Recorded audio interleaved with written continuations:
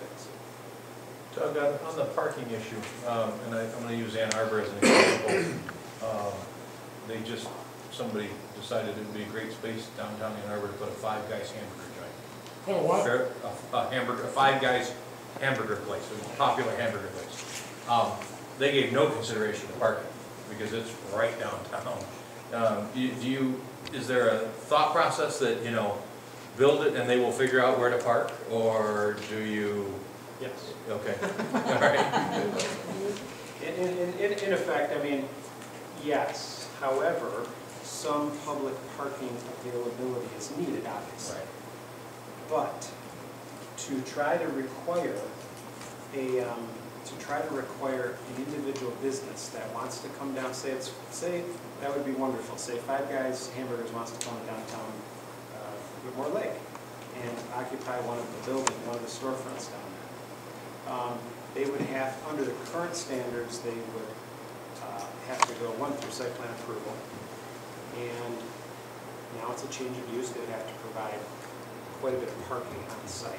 Well, most of those lots there's no room for parking. And so now they're going to the zoning board of appeals for a parking variance. It's very common for downtowns to have parking exempt areas for new businesses, while with the understanding that some public parking is going to be provided by the community in some location that's within a reasonable walking distance.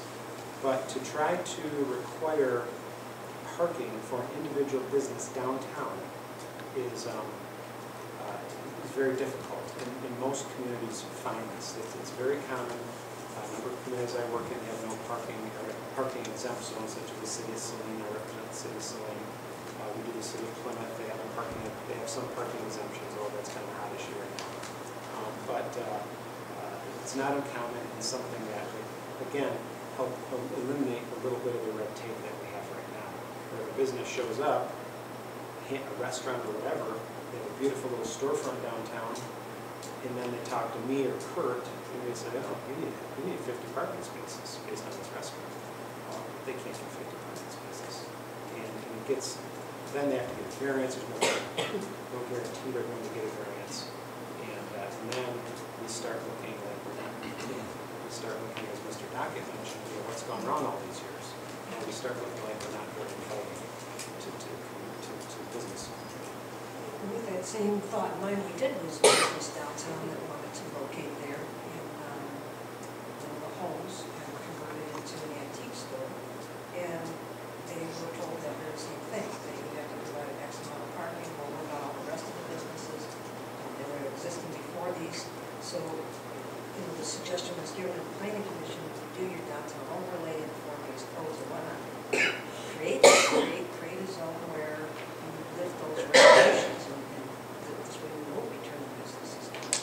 But on the other hand, like Doug said, we might not require people to carve out, the prime places right on Main Street for them to make a parking lot, but off Main Streets. Yeah. Sooner or later, you got to find a place for the cars. Yeah, and then there becomes, at that point, becomes to be a little interrelationship between pedestrian and circulation. You don't want to park someone in a public parking lot and then have a dangerous walk to downtown. I mean, there's some interrelationship between parking lots, sidewalks, downtowns. These places where you live looking for work, they have plenty of parking lots there. They are private parking. They do have public parking. Yes. City of Saline has public parking. The business owners don't think it's enough. City of Plymouth has public parking. The business owners don't think it's enough. We've done parking studies for the city of Saline, and we show that it is enough. It's just people don't park in the public parking lots because they're not right downtown. So there gets to be a feeling sometimes if you can't park right in front of a business on Main Street, there's not enough parking. There actually normally is enough parking. It's just not right in front of where people want to be. I should say it's not a park. I try to find this fast. This is just a little example of some pedestrian. Yeah, just again to get your thoughts going. Of a pedestrian island, a refuge island, where you walk across the street. You have a place to sit when cars are coming, so you can get across the street. There might be some applications for that on Main Street.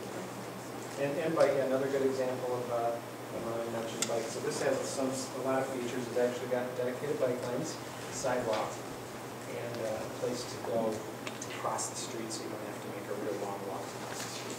Doesn't that also serve to calm traffic too? I mean, one of our big complaints that we always get in the springtime and summer is the speeding on Main Street. Everyone goes on the skinny islands as you approach downtown. Most people have a mindset, you're coming off the freeway, you're driving 65, 70 miles an hour, all of a sudden you're coming into town. It takes a little while before you actually slow down. If you have these traffic calming things in place, then people are forced to slow down. Yeah, I mean, yeah, there have been studies that show when you have to bring your vision down to get through something, you just gotta make this slow down.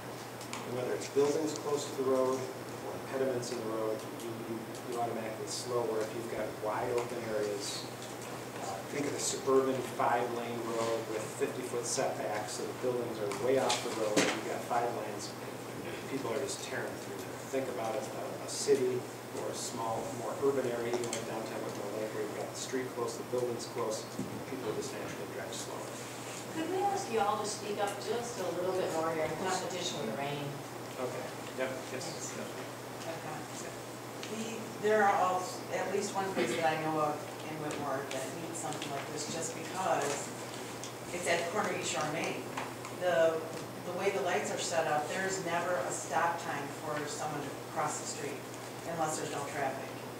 Because you've got the turn lane to turn onto East Shore, and then this side gets to go, or this side goes at the same time. You know, there's never just that time where someone can cross the street without worrying about someone coming from some section, but, I mean, I don't know if that's an answer for that, because it still wouldn't solve the problem of them having an actual time to walk. Yeah, well, and it does, these kinds of facilities or structures in a roadway start to set the tone that this is a pedestrian-friendly area as well.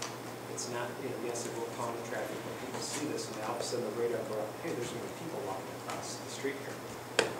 And you'll also see that these, normally there'll be a couple signs with this that say, state law requires you to stop for pedestrians in the crosswalk.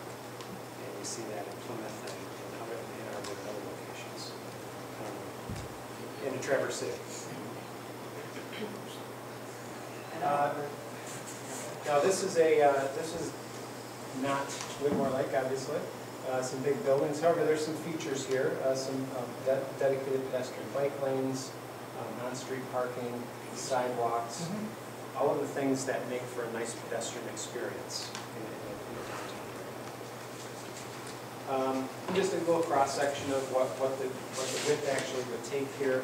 Now this would be more of a Main Street issue heading out towards south on Main Street towards Horseshoe Lake, where you've got a pedestrian area, bike lane, and obviously travel lanes. This starts to get into this whole idea, and I think it's on your agenda.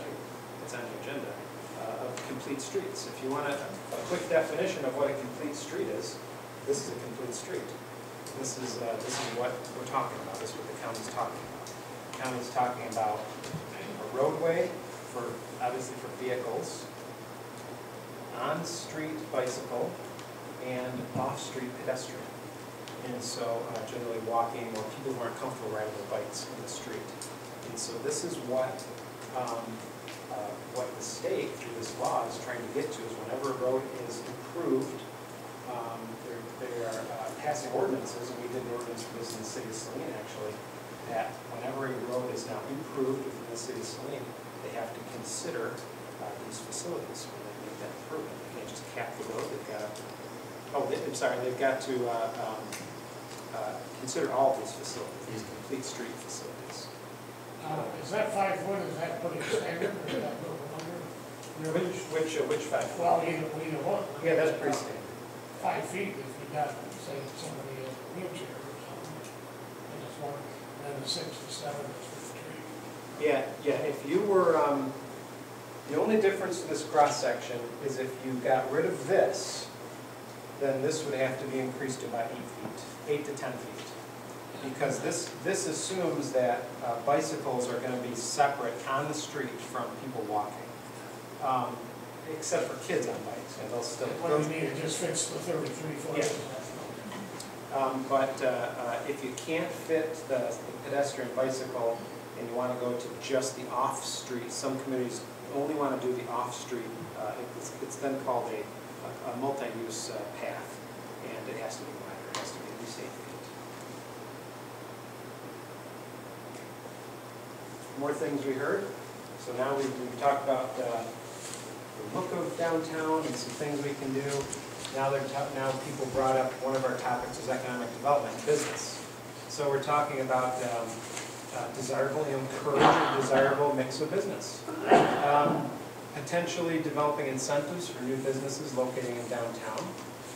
Could be business incubator, perhaps the township putting together a marketing plan, targeting some folks, targeting specific businesses for downtown, looking for them.